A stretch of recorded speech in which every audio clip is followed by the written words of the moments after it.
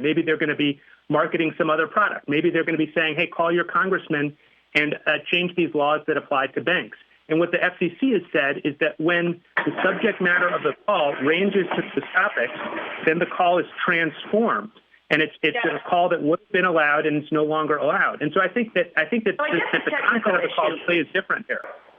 Good, thank you. I'm sorry. The telephone started to ring, and it cut me off the call, and I don't think it was a robocall, and we got it straightened out. Okay, my question is this. Forget the political part of this. Justice Sotomayor?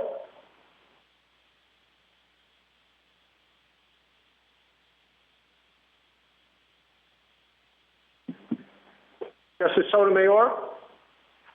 I'm sorry, Chief. Ms. Ross, picking up on where you were right now. The regulations. Justice Sotomayor?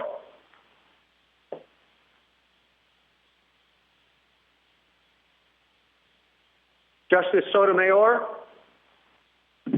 I am sorry, Chief. Did it again. Mr. Michel?